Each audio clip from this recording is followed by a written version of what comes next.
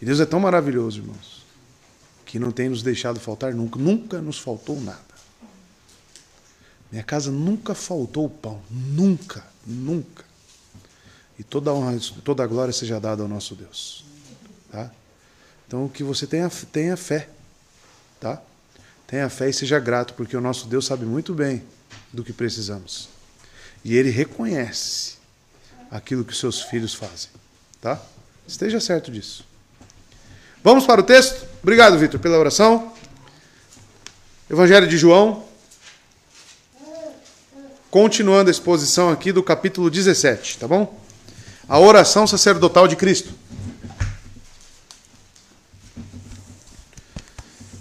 Não sei como se colocou o título, é parte 2, tá? Tá, parte 1 é parte 2. Da oração pelos discípulos. Aí nas mídias sociais. No esboço aqui tá errado, Rodrigo. Parte 2, tá? Da oração pelos discípulos. Hoje eu vou expor aqui aos irmãos os versos 11 a 15. Que o irmão esteja atento e após a leitura ore juntamente comigo para que Deus nos conduza. Primeira leitura, King James Fiel, diz o seguinte: E agora eu não estou mais no mundo, mas eles estão no mundo. E eu vou para ti, Pai Santo. Guarda em teu próprio nome aqueles que tu me deste, para que eles sejam um, assim como nós somos um. Enquanto eu estava com eles no mundo, eu guardai-vos em teu nome. Tenho guardado aqueles que tu me deste, e nenhum deles se perdeu, senão o filho da perdição, para que a Escritura pudesse se cumprir. Verso 13. E agora eu vou para ti, e estas coisas eu falo no mundo, para que eles tenham a minha alegria consumada em si mesmos. Verso 14. Eu dei-lhes a tua palavra, e o mundo os odiou, porque eles não são do mundo, assim como eu não sou do mundo. E verso 15 e último. Eu não oro para que tu os tires do mundo, mas que tu os guardes do mal. Até aqui. Vamos orar. Senhor nosso Deus e Pai, eu quero neste momento pedir a condução, Deus, do Senhor, a condução do Espírito na sua palavra, para que possamos receber essa palavra, guardá-la, mediante, Deus, essa ação gloriosa do Santo Espírito. Que a sua igreja, Deus, esteja atenta, seja santificada, receba mais um punhado das Escrituras na aplicação do Santo Espírito. E quanto a mim, Deus, que prego, que o Senhor me ajude, que o Senhor me dê sobriedade, fidelidade, clareza, e assim, Deus, eu consiga aqui expor a sua palavra. Me ajude, pois sou um homem miserável, pecador, e necessito da tua graça, Deus. Ajude a sua igreja, ajude a todos nós. E que haja conversões através do anúncio do teu evangelho. Obrigado, Pai. Assim oramos em nome de Jesus. Amém. Então, amados, o título é sugestivo também, é Jesus ora pelos discípulos, né, é a segunda parte da oração pelos discípulos. Inicialmente eu preguei aqui os versos 1 a 5, né, deste capítulo, onde os irmãos viram que Jesus ora pela obra que ele efetuou aqui na terra, a obra redentiva. Né? Por exemplo, você pode consultar na sua Bíblia o verso 4, né? Eu glorifiquei-te na terra, eu completei a obra que me deste para fazer. E o ponto mais importante que nós vemos é que no decorrer de toda a oração de Cristo, ele encara a obra que ele fez como concluída já. Tá? Uma obra realmente infalível, totalmente eficaz. Era impossível que Cristo não completasse a obra do Pai. Que isso fique claro para todos nós. E ele mesmo disse, em suas palavras, na sua oração, antes mesmo de morrer, antes mesmo de ressuscitar, que aquilo já estava feito, já estava concluído.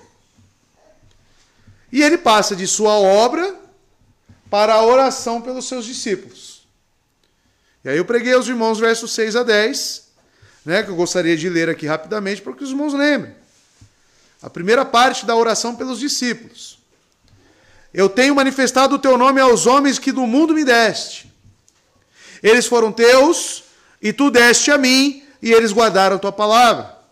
Agora eles sabem que todas as coisas que me tens dado provém de ti.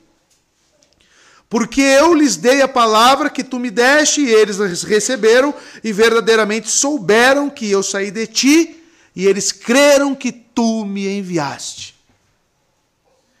E no verso 9, eu oro por eles, e não oro pelo mundo, mas por aqueles que tu me deste, porque eles são teus. E todos os meus são teus, e os teus são meus, e eu sou glorificado neles. A primeira parte da oração pelos discípulos. Agora, amados, nós veremos a continuação disso.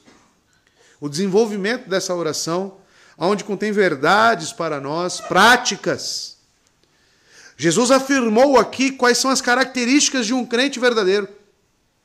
Ele afirmou que os crentes verdadeiros recebem a palavra, guardam a palavra, creem na divindade de Cristo, na humanidade de Cristo, na obra. Nós vimos o objeto da fé, que é comum em todos os cristãos. E agora continuaremos vendo isso. Nós veremos agora principalmente as consequências que serão ditas novamente sobre receber essas palavras. Mas principalmente um cuidado de Cristo, orando para que Deus guarde aqueles que são seus. Pois ele estava prestes a partir deste mundo. A presença física de Jesus está com horas contadas. A cada minuto está se aproximando aquela cruz, a morte redentora. Vamos entrar no texto e continuar a exposição. O verso 11 vai dizer, Cristo continua dizendo, eu não estou mais no mundo, mas eles estão no mundo. E eu vou para ti. Pai Santo, guarda-os no teu nome, o qual me deste, para que eles sejam um, assim como nós. Mais uma vez, você percebe que no início aqui, ele diz, eu não estou mais no mundo. E estando. O que ele quer dizer com isso? Jesus, ele fala, mais uma vez, irmãos, como se o Calvário pertencesse ao passado. Tão certo é o Calvário. Tão certo é a sua obra redentiva. Amados, ao olhar essas palavras e sabendo que os discípulos estão com ele, porque qual que é o pano de fundo aqui, o cenário? Eles estão no cenáculo. Eles estão naquele contexto ainda de ceia. Jesus não saiu do cenáculo e se dirigiu ao jardim do Getsêmani, onde posteriormente será preso. Amados, então aqui os discípulos estão observando, ouvindo essa oração. E isso tem um caráter encorajador. Esses homens estão recebendo palavras aqui, ouvindo palavras, de que a obra está concluída. Então, amados, em pensamento ele está, mesmo agora, em seu caminho para o Pai. E como esse ponto vital, esse ponto de vista ideal aqui, amados, como base de seu pedido, Jesus faz menção do fato de que, no que diz respeito à sua própria presença visível, ele assinala outra razão pela qual ora tão ansiosamente pelos discípulos, isto é, porque logo cada um deles estará privado da presença física dele. Ele diz, Eu não estou mais no mundo. Mas o caráter dessa oração aqui é uma preocupação para com os seus. Pelo que segue, fica mais claro ainda, onde ele diz: mas eles estão no mundo. Eu não estou mais no mundo, mas eles estão no mundo. Eu vou para ti.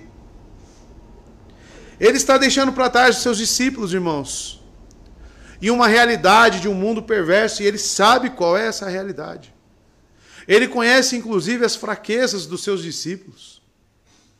E ele está preocupado com isso.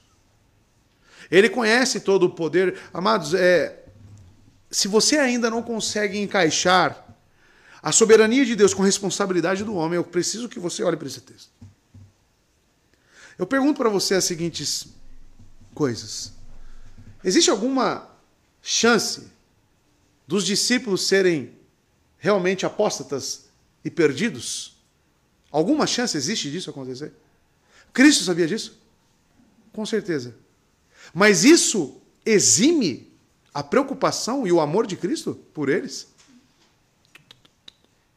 Aqui nós temos a soberania de Deus, unida com a responsabilidade humana. E essa responsabilidade aqui é transvestida para nós de preocupação e amor. Estou na igreja, eu sei que o meu irmão é salvo. Então Deus vai cuidar de todas as coisas. Amados, isso tem um caráter pagão. Isso tem um caráter não bíblico.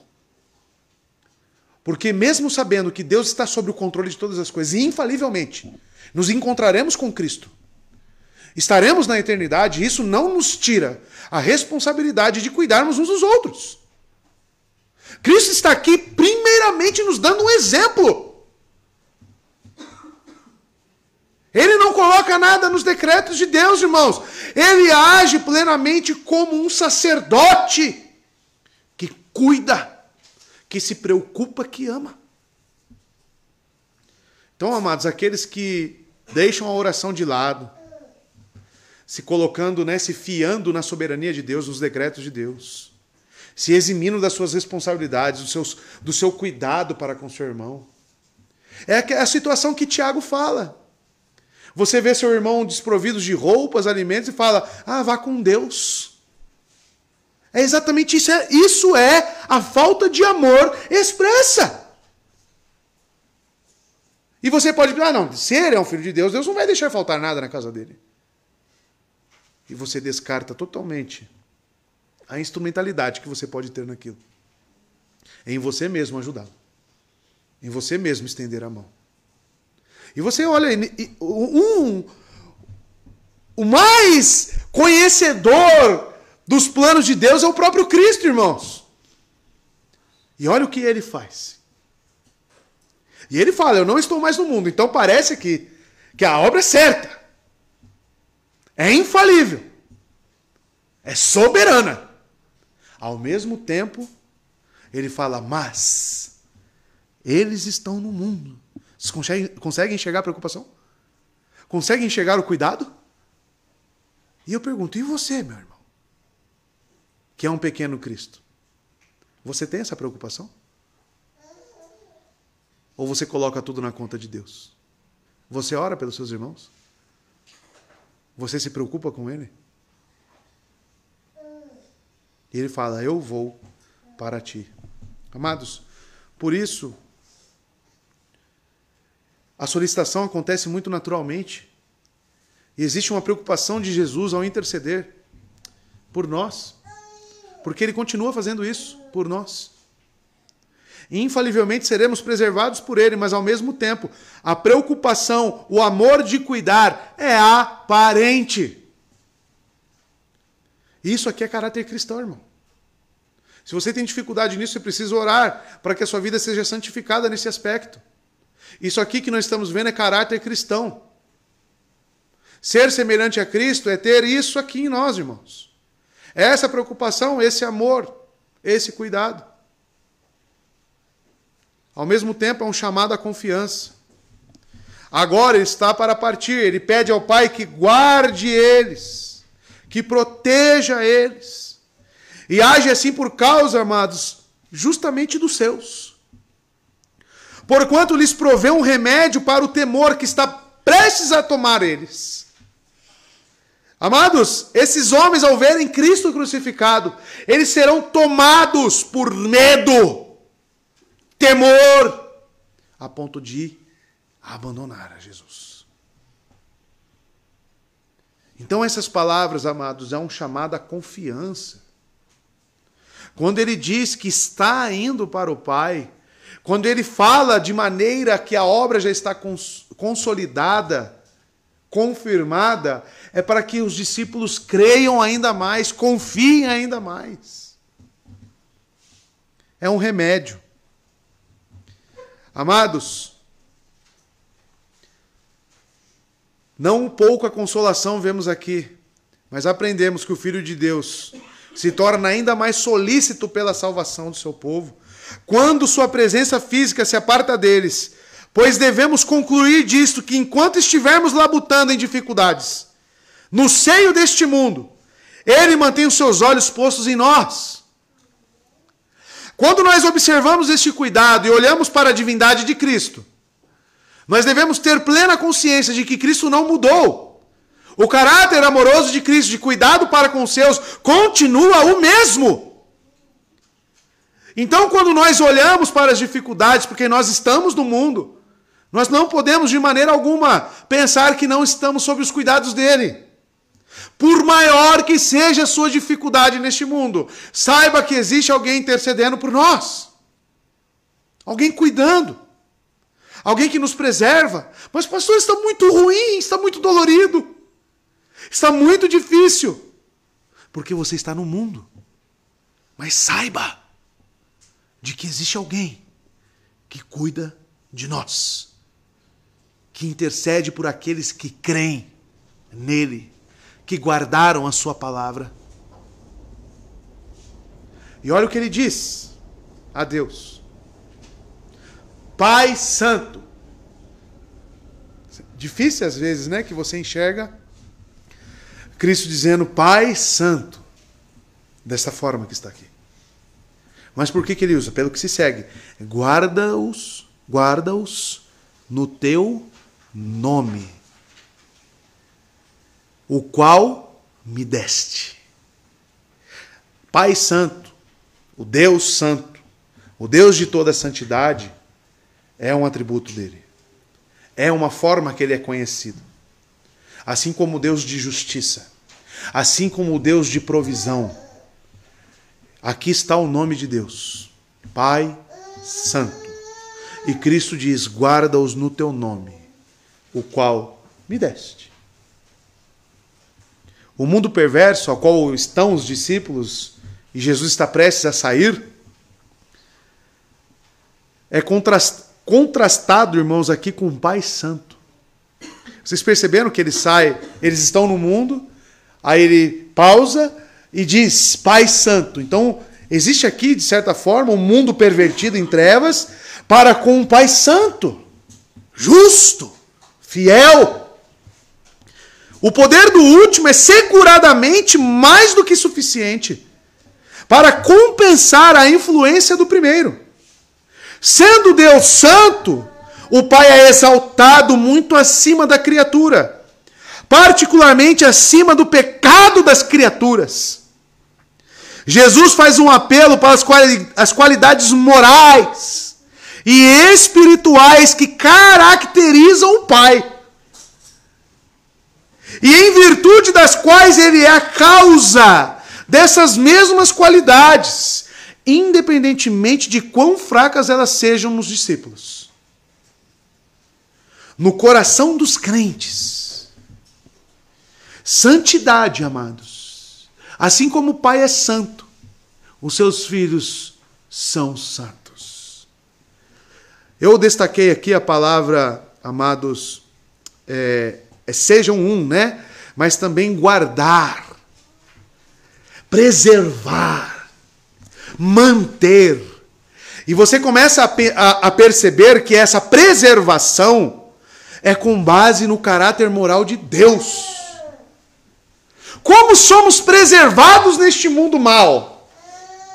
Sendo cada vez mais santos. Sendo cada vez mais parecidos com Cristo. Por isso que Cristo diz: Pai Santo, guarda-os no teu nome. Ser cheio do Espírito Santo, irmãos, é ser cheio das qualidades divinas. É ser cheio de amor. É ser cheio de santidade. É ser cheio de misericórdia para com o próximo. Isso é ser cheio. Ser cheio de Deus. Amados, nunca se esqueçam que Deus é tão santo, como eu disse na EBD, que até mesmo os anjos que são santos, eles guardam seus rostos, tampam seus rostos, para não enxergar, para não olhar para Deus. Santidade, então, é a marca dos crentes. Então, amados, ele pede ao Pai que mantenha a guarda. Algo parecido ele disse no capítulo 8, verso 51. Volte um pouquinho aí.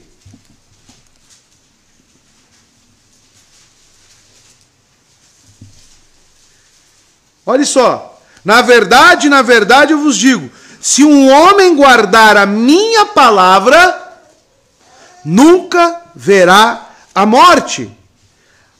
Amados, o meio pelo qual Deus nos guarda em seu nome é através daquilo que Ele nos revela. Vocês verão que na própria oração de Cristo pelos seus, no verso 17, olha o que Ele diz: santifica-os pela tua verdade. Então, ser guardado no nome santo de um Pai Santo é ser preservado nas Escrituras, guardando a palavra. Este é o meio de você ser preservado neste mundo. Então perceba que Deus nos guarda, sim. Mas Ele tem um meio para nos guardar? Sim. Meios de graça.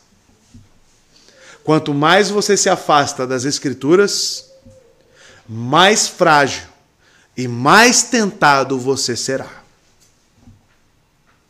Mais dificultoso se tornará a sua caminhada. O meio de você ser preservado é estar perto de Deus. E qual o meio dado a isso? A palavra. Por isso que ele disse, né, no capítulo 14, aquele que tem os meus mandamentos e guarda, esse é o que me ama. E é amado do meu Pai. O que guarda a palavra. Será que você tem consciência da importância disto para nós, irmãos? Eu recebi hoje uma notícia que me deixou muito alegre. Né? Meu filho me ligou e eu fiz uma pergunta para ele: você está lendo a Bíblia? Ele falou: estou, pai. Eu falei: que livro você está lendo? Ele falou: não, eu leio... É que nem eu fazia isso quando eu era... Né? Deixa eu ver aqui, deixa eu falar para mim aqui. Espero que ele não caia, maldito és. Né? Deus falando. Mas está lendo.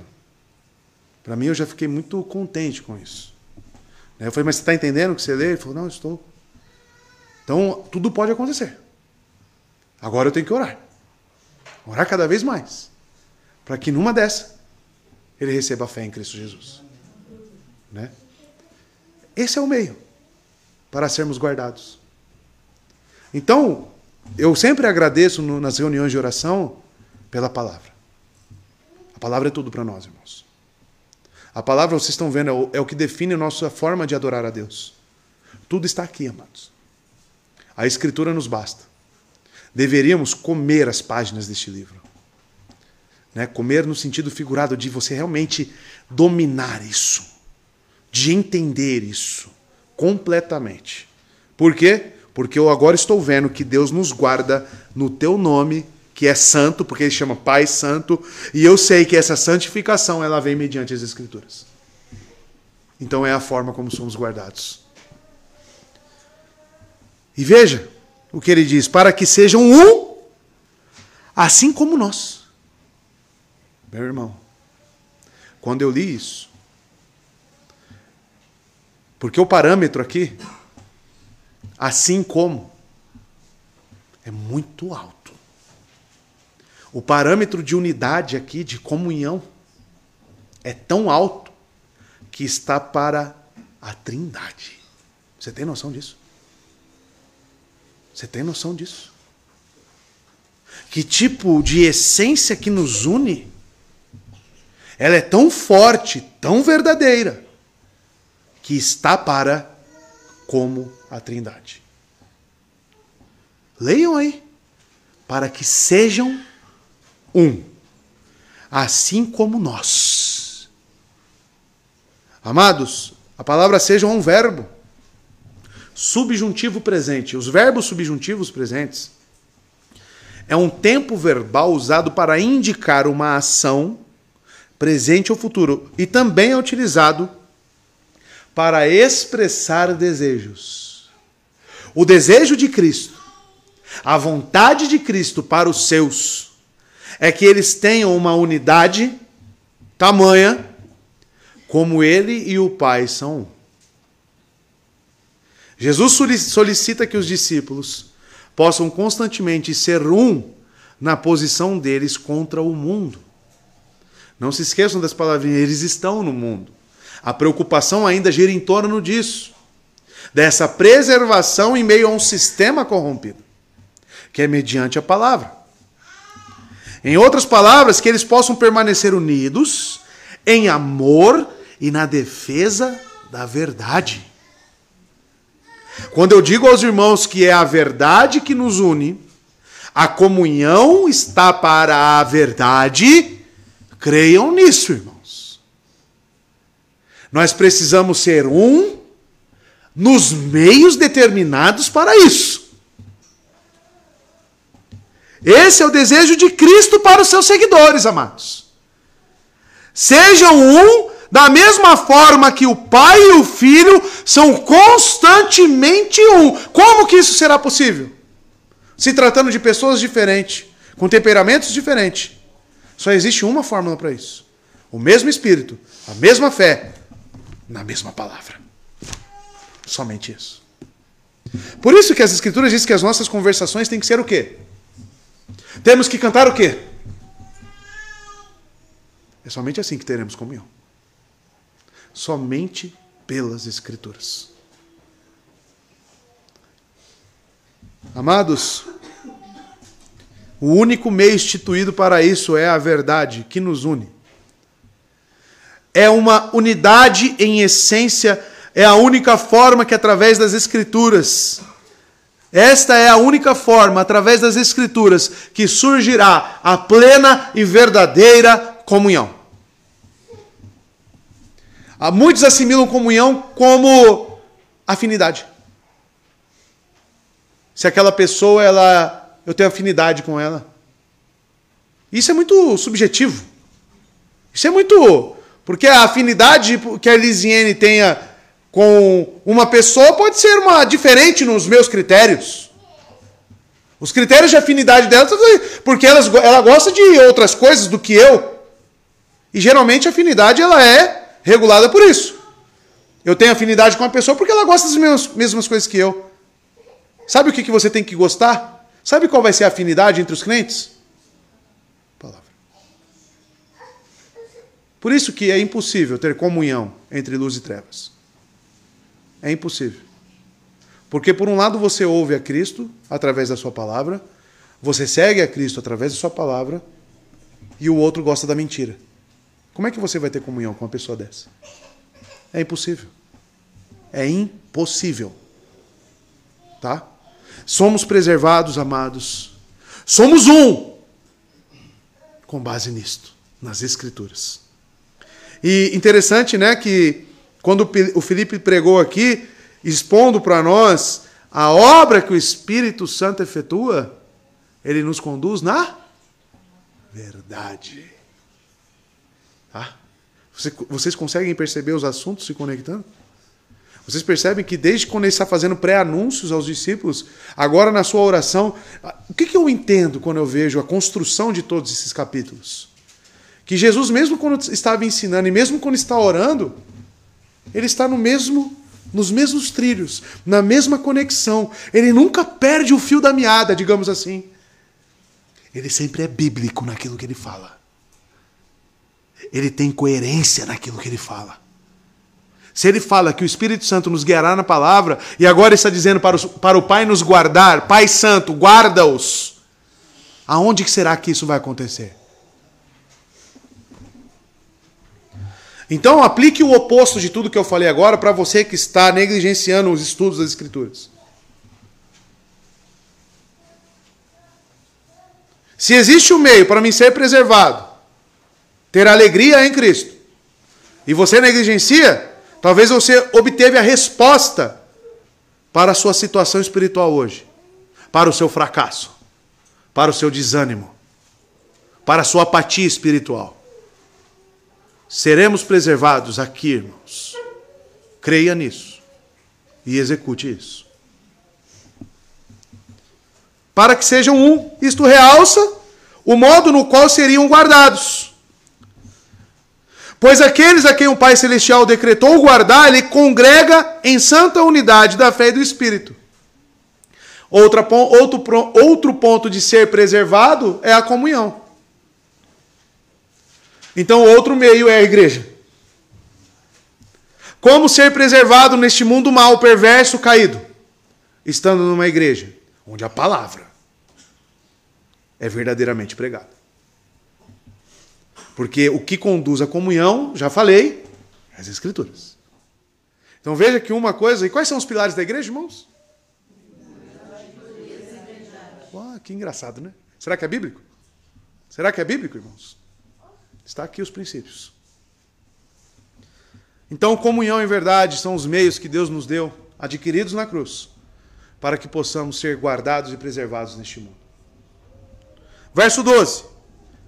Enquanto eu estava com eles, eu os guardava no teu nome que me deste, e os conservei, e nenhum deles se perdeu, senão o filho da perdição, para que se cumprisse a Escritura.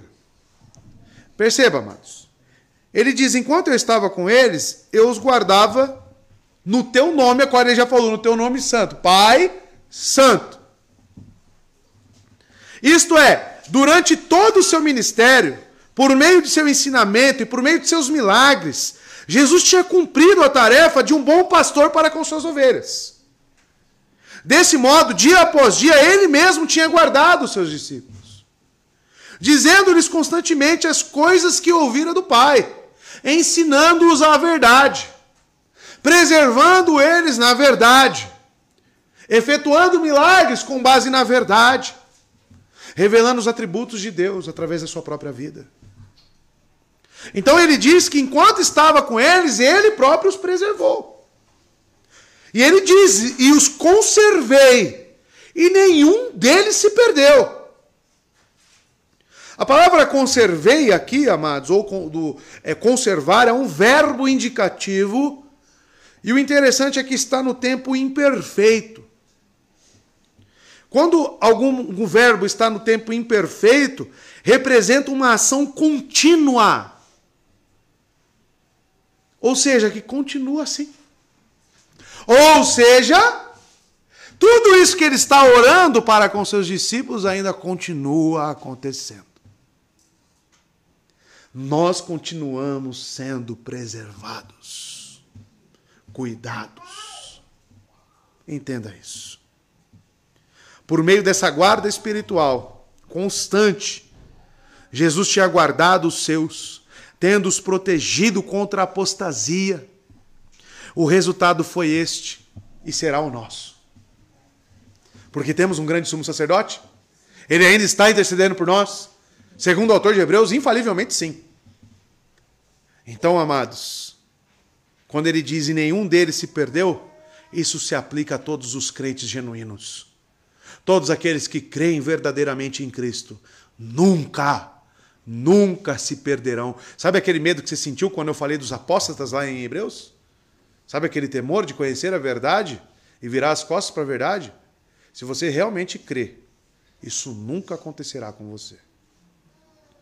Porque Cristo guardará. Cristo o guardará. Porém, não é com todos. E como ele já havia dito, ele não roga pelo mundo, correto? Eu não rogo pelo mundo, mas apenas por aqueles que me deste. Então, quem foi preservado? Aqueles que o Pai deu, que o atraiu até ele. E quem se perdeu? Como ele está falando dos 12, tem um que se perdeu. Senão, o filho da... Quem é? Judas.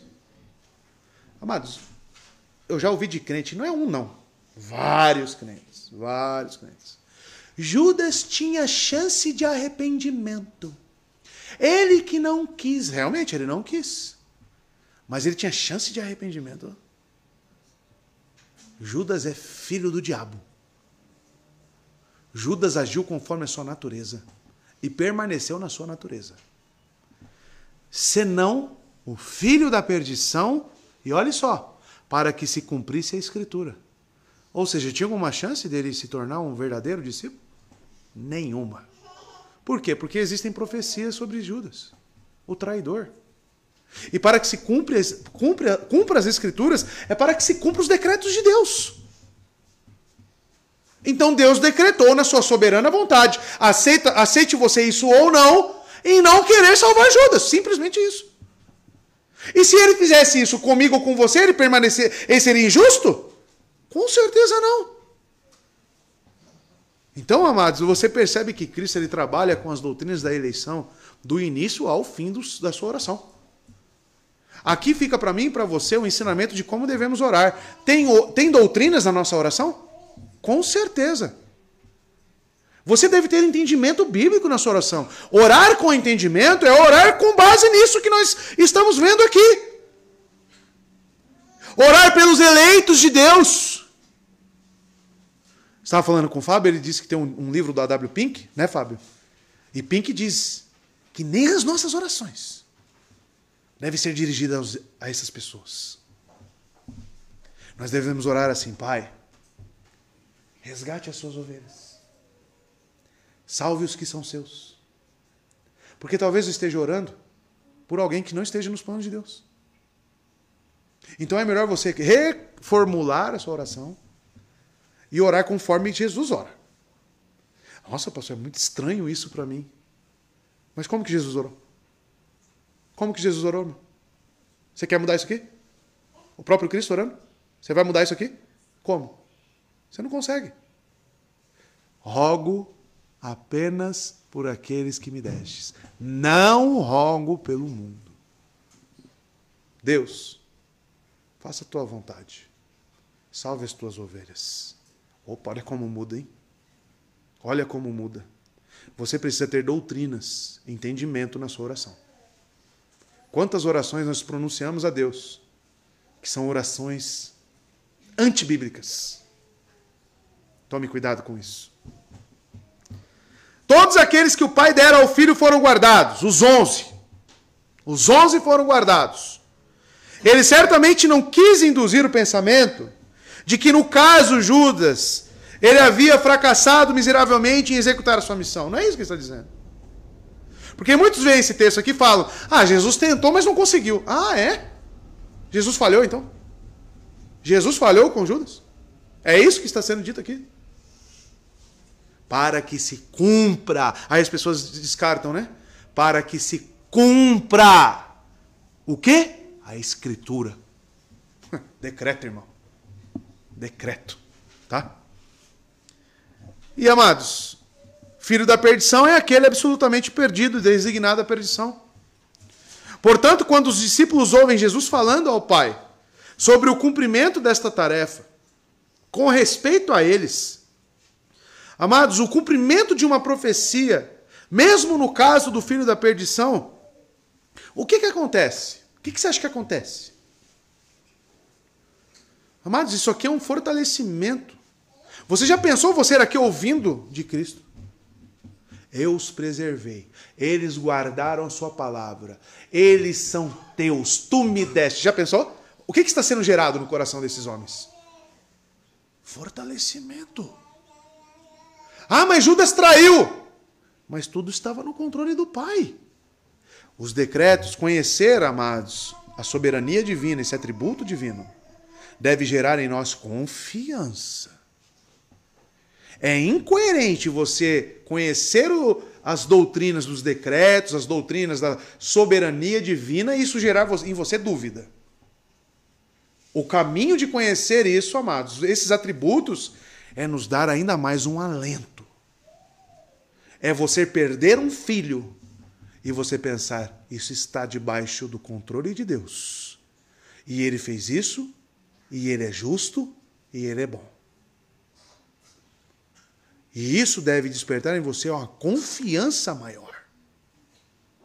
E não ficar, não. O que é mais fácil para você crer num Deus que está tudo certo, que está tudo correto, que tudo é bom, que tudo é justo, ou num Deus do acaso? O que é melhor para você? Porque parece que tem gente, pessoas que querem crer num Deus que é prego desprevenido todo momento. Ah, aconteceu, eu tenho que agir. Ah, eu não vi, fui pego desprevenido. Como alguns pensam no caso de Judas. Crer num Deus assim é um Deus falso e é um Deus que não passa segurança nenhuma para mim e para você. Verso 13. Mas agora vou para ti, e isto falo no mundo, tá? Para que eles tenham a minha alegria completa em si mesmo. Aqui está a prova de que ele está falando todas essas coisas para fortalecer seus discípulos. Mas agora vou para ti. Primeiramente ele diz, perceba que Jesus está cônscio do fato de que a hora chegou e que ele deve partir da terra para ir para o Pai. Agora vou para ti. E novamente, da mesma forma que no versículo 11, o significado não é eu estou indo para ti como uma solicitação, mas sim como um cumprimento daquilo que ele realizou voluntariamente. É como se ele estivesse dizendo, Pai, eu completei a minha obra, estou voltando agora para casa. Não é uma solicitação. Ele cumpriu infalivelmente o que ele precisa. Ele realizou a sua obra e está agora preparando aqueles que permanecerão. E nós estamos aqui, irmãos. Será que tem aplicação para as nossas vidas essas palavras? Nós estamos no mundo. Se você crê em Cristo verdadeiramente, entenda essas palavras para você também. E isto falo no mundo. Jesus está falando essas coisas no mundo, ou como diríamos, enquanto ainda aqui na terra. Cristo, pois, ora a seu Pai na presença dos seus discípulos, não porque necessitasse de palavras, mas para remover deles a dúvida, irmãos. Se existe a necessidade de uma intercessão de Cristo para nós, é porque somos fracos, somos imperfeitos, somos necessitados de ajuda divina. Amados, e Cristo conhece muito bem a nossa natureza, porque ele participou de tudo isso que nós vivemos. Sem pecado. Sem pecado. Então, amados, ele fala no mundo, diz ele, ou seja, dentro dos ouvidos deles, ou na presença deles, para que suas mentes se acalmassem, para que eles fossem tranquilizados, pois sua salvação já não corria perigo, tendo sido posta por Cristo nas mãos de Deus. No que tange a salvação, amados, Jesus já garantiu que esses homens estavam salvos, na presença deles. Só que ter a garantia da salvação significa que tudo será tranquilo, mil maravilhas, mar de flores. Será? Não é assim. As pessoas precisam parar de romantizar o cristianismo, parar de falar que tudo vai dar certo. Essa teologia da confissão positiva, já ouviram falar nisso? Tudo vai dar certo. Não, repreende, não aceita, receba, e dará. Como se o crente não pudesse ficar doente. Como se o crente não pudesse passar fome. Como se o crente não pudesse passar necessidade, pobreza. Pode passar. Pode passar sim. Isso significa que Deus nos abandonou? Essas são as coisas que o mundo, irmãos, nos impõe. Será que não tem crente lá na Venezuela? E como é que eles estão lá? Aí Deus abandonou? Então eles? E na África? Estão entendendo, irmãos, onde eu quero chegar? Cristo está falando justamente o contrário. Eu não estou indo para o Pai, eles ficarão no mundo. Então existe uma preocupação com o estado deles ao verem ele pregado naquela cruz e como eles serão perseguidos também por causa da sua fé. Então uma coisa que Cristo não está fazendo aqui, devido à sua preocupação, é romantizar o cristianismo. E por que as pessoas gostam de assimilar o cristianismo como vitória terrena? Vitória terrena? Eu quero ser vitorioso aqui, nesse mundo caído, perverso? Eu não. Minhas riquezas, juntar riquezas aqui, onde a traça, a ferrugem corrói, come. Não. A minha herança está lá, na eternidade. Isto falo no mundo e complementa. Para que eles tenham a minha alegria, olha só como era a preocupação, em si mesmos. Aqui Cristo mostra a razão pelo qual estava tão solícito em orar em prol dos seus discípulos, a fim de que seus discípulos possam possuir uma plena medida de alegria que Ele dá. Você está triste? Como é que está o seu estado espiritual? Talvez te falte meditar mais sobre as promessas do nosso Redentor. E o capítulo 17 de João contém muitas promessas relativas àqueles que creem. Se existe um texto que nos anima, estamos nele. Estamos nele. Cristo garantindo para nós intercessão, cuidado, salvação, infalibilidade na sua obra, infalível. Certamente os pensamentos expressos no contexto imediatamente precedente teria sido de efeito a encher até a borda o cálice desses homens de júbilo espiritual. Eles poderiam agora cantar as linhas de músicas equivalentes ao seguinte: estou sobre a guarda do meu Pai. E também cantar: aquela alma, embora todo o inferno se esforce por derrubar, eu nunca, sim, nunca, jamais serei abandonado. Você já se alegrou nisso? Você já se alegrou na salvação garantida em Cristo? Você já olhou para os méritos dele naquela cruz e reconhece que aquilo é garantido? Aquilo é infalível e ele está aqui novamente nos dizendo, irmãos. Por que você está desanimado? Tenha bom ânimo. Eu venci o mundo. Verso 14, amados. Eu lhes dei, olha o que aparece de novo aí, ó, a tua palavra. Será que o princípio sola escritura ele está constantemente para nós? Eu lhes dei a tua palavra e o mundo os odiou, porque não são do mundo, assim como eu não sou do mundo. O que você lembrou agora com esse verso 14? Nada, irmão? Que triste, viu? Nada? Que triste, viu? O que foi pregado pela manhã? As duas descendências. Te falta mais compreensão bíblica, viu, irmão? A Bíblia tem que saltar nos nossos pensamentos. Ao ler um trecho, você já tem que pensar: isso está escrito em tal lugar, isso eu já vi em tal lugar. Isso, amados, isso é inabilidade com as Escrituras. Ontem estava pregando, a jovem, eu falei: quem aqui já leu o livro de Eclesiastes? Um jovem não ter lido o livro de Eclesiastes é um sacrilégio. É um sacrilégio. Crente ainda? Que diz que é crente? Aí eu fui mais audacioso. E Jó? Quem leu Jó? Um ou outro. Aí, amados, eu já percebi claramente que eles estão ali sem motivações concretas. Sem essência. Amados, percebam que a palavra ela é tudo para um cristão.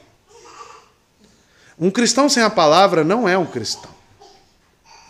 A salvação é mediante a pregação da palavra. Então é impossível você ser um cristão sem as Escrituras. E você? Eu falo para a congregação aqui. Você já leu a Bíblia inteira? Já acabou a sua leitura? Quanto tempo mais você precisa? Para conhecer aquilo que te preserva, que te une a outros irmãos. Você precisa estudar, irmão. E perceba, eu lhes dei a tua palavra e o mundo os odiou. Talvez seja aqui o motivo que o seu cristianismo não tenha efeito nenhum no mundo. Talvez esteja aqui a causa porque a sua vida é tão apática e tão irrelevante no mundo. Irrelevante no que tange a realmente cumprir-se isso na sua vida. E isso tem sido pregado. Preguei em Hebreus, as marcas de um cristão, estão lembrados? E mais uma vez está para nós aqui, viu? Será que é coincidência? Você acha que eu caso os dias? Você acha que eu tenho essa capacidade, irmão? De escolher os livros certos, sobre os assuntos certos, e além disso eu tenho que determinar os dias aonde os assuntos irão se cruzar. Logo eu tenho que escolher quantos versos eu prego. Você acha que eu faço isso? Sinceramente, não tenho nem capacidade de fazer isso. Eu nem consigo. E mais uma vez, Deus está falando para nós, para essa congregação, que ser cristão é ser odiado neste mundo. Será que eu preciso perguntar se tem alguém aqui que está sendo muito amigo do mundo? Será que eu tenho que perguntar se tem gente aqui nessa sala que está namorando muito com o mundo? Então, tome cuidado. Porque Deus está falando. E essa indiferença que eu digo, o mundo te trata amigavelmente, é porque você não está recebendo a palavra. Cuidado. Ser cristão, mais uma vez, é ser odiado pelo mundo. É isso que você leu aí? Jesus falando, eu lhes dei a tua palavra, e, uma conjunção, o mundo os odiou. Ele próprio tinha dado a esses homens uma dádiva incomparável. Eu te pergunto, será que você recebeu a palavra de Cristo? Como eu sei disso? Qual é o seu efeito no mundo? Amados, estudando as Escrituras é impossível você ter dúvida da sua salvação. Se você estuda as Escrituras, é impossível você ter dúvida da sua salvação. Porque é nítido os efeitos do cristianismo no mundo. É nítido, é claro. E nós vimos isso já no proto-evangelho. A tua descendência, serpente, será oposta à semente da mulher. Aí vem Caim e Abel. Um mata o outro. Será que esse ódio está desde lá de Gênesis? Sim, Deus instituiu isso. Deus colocou os seus filhos nesse turbilhão de fogo, que é o mundo, de aflições, para que justamente através da fé possamos glorificar a Ele. Pense nisso, amado. E o mundo os odiou. Por quê? Olha aí. Porque não são do mundo. A descendência deles é espiritual. Eles são filhos de Deus, esses homens aqui, tirando Judas. Amados, seria inteiramente supérfluo dar mais qualquer explicação a estas palavras. Não há nada de novo no que Jesus está dizendo aqui. Isso já foi dito lá no 15, amados. Verso 19 e 20. Olha o que ele diz. Se fosseis do mundo, o mundo amaria o que era seu. Mas, porque não sois do mundo, antes eu vos escolhi do mundo, por isso é que o mundo vos odeia. Lembrai-vos da palavra que eu vos disse. O servo não é maior do que o seu senhor. Se eles perseguiram a mim, o seu Salvador, aquele que você carrega o nome, cristão, se perseguiram a mim, também perseguirão a vós. Se guardaram a minha palavra, também guardarão a vossa. Engraçado que tudo está relacionado à palavra, né? receber a palavra, guardar a palavra, ser preservado pelo Pai na palavra. Você recebeu a palavra? Então prove. Como que o mundo lida com a sua presença? Qual é o seu efeito? Assim como eu não sou do mundo, assim como se perseguiram a ele, eu não sou maior do que o meu mestre, o que vai acontecer com você se você é um cristão? Será perseguido também. Ou você acha que o sistema deste mundo mudou? Os principados, o príncipe deste mundo é outro. É um bonzinho. É um que não odeia Deus. É um que não é inimigo. É isso que você está me dizendo? Com o seu cristianismo? Isso não mudou, irmão. Isso continua. E é só você olhar a sociedade. Aborto crescendo. Feminismo crescendo. Divórcios crescendo.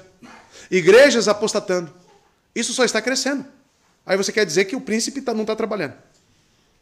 Aí aparecem os verdadeiros. Como que os verdadeiros serão tratados? Terão um ódio da gente.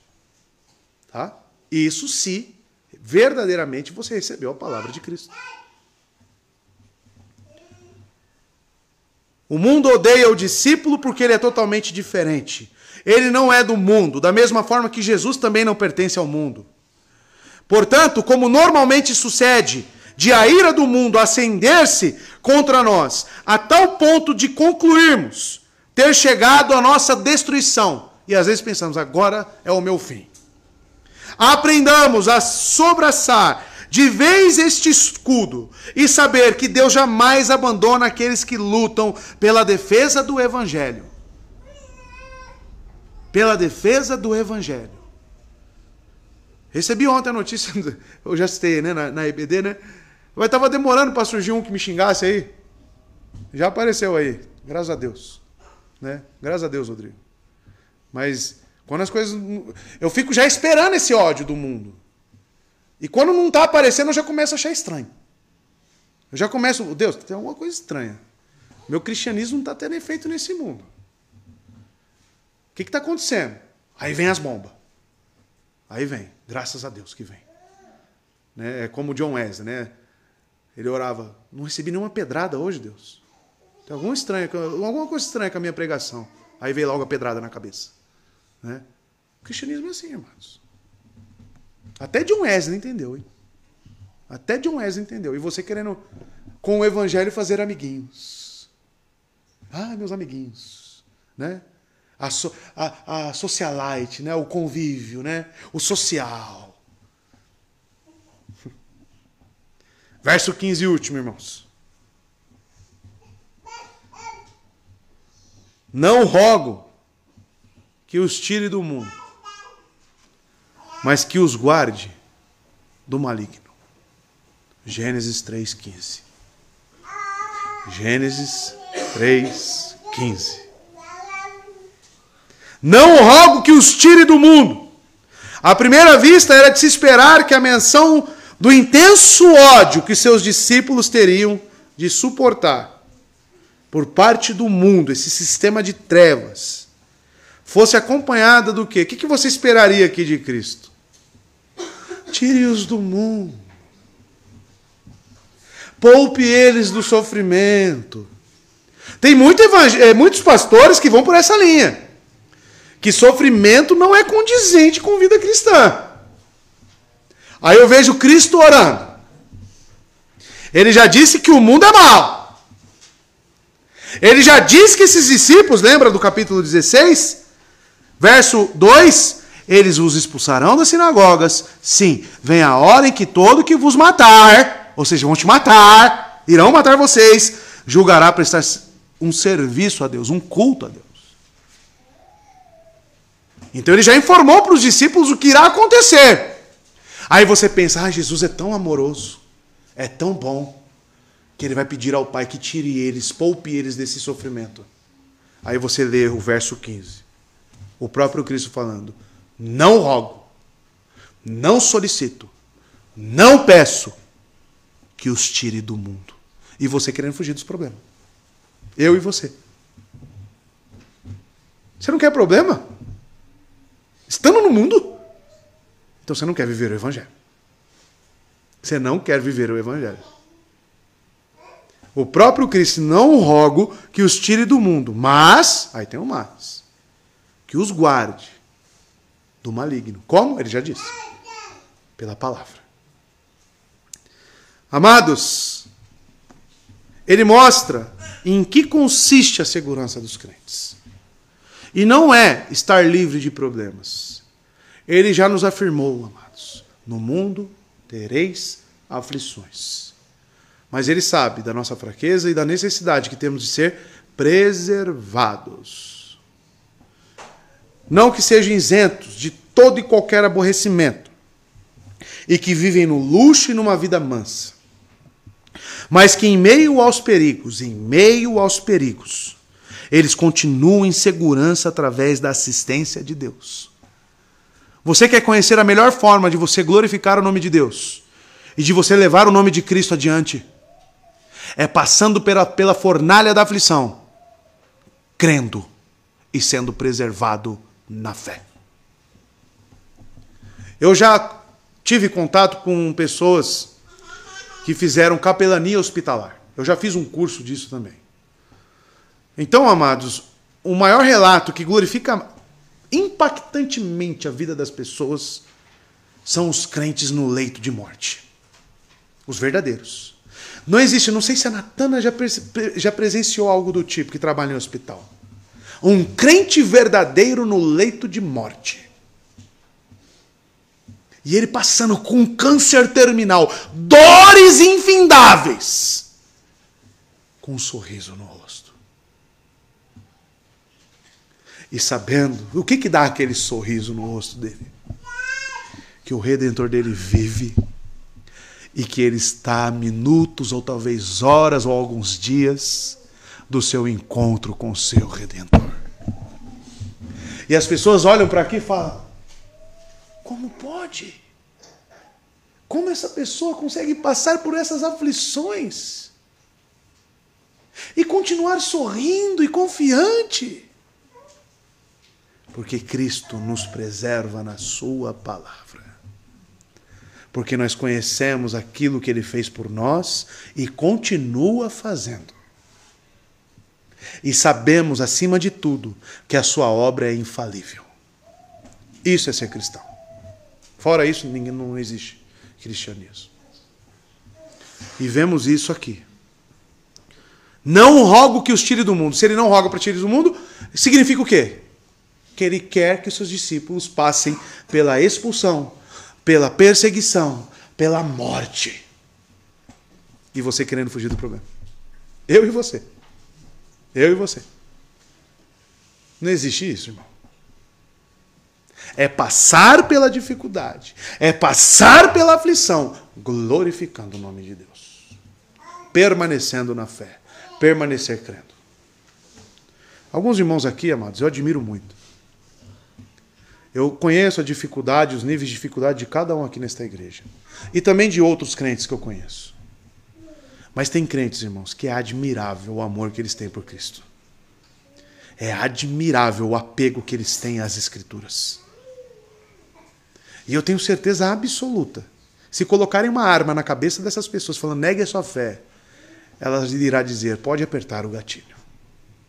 Pode apertar o gatilho. Eu admiro. E esteja certo de que o seu testemunho traz glória para Deus e as pessoas estão enxergando isso. As pessoas estão enxergando isso. Um dos piores momentos que eu passei na minha vida, fui perseguido, irmãos, fui expulso. Mas eu tive pessoas que viram para mim, olha, se você não desistiu da sua fé é porque você crê numa verdade mesmo. É impossível que seja uma mentira isso que você crê. E você continuar sendo crente. Porque o desejo das pessoas, irmãos, que me perseguiram era ver eu no centro de macumba, eu acho. Porque os mesmos que me perseguiram foram os que pregaram o evangelho para mim, acreditam nisso? Acho que eles queriam ver eu no mundo, cheio de cachaça, embriagado, nas noitadas. Acho que eles queriam isso. Mas Deus me guardou. Pelas obras de Cristo, eu fui preservado. E as pessoas olham hoje e falam, realmente, ele só pode crer numa verdade. E assim também é com a sua vida. Quando você passa pelas aflições, crendo, confiando e permanecendo nele. Não rogo que os tire do mundo, mas os guarde do maligno. E isso está no Pai Nosso, correto? Que ele nos livre do mal, nos livre do maligno, nos livre das tentações. Que você possa crer nessas palavras, irmãos. Que vocês possam ser encorajados com as palavras de Cristo nesta sublime oração. Deus abençoe os irmãos. Amém? Paramos por aqui nesta noite e continuaremos, se assim Deus nos permitir, na pregação deste Evangelho glorioso.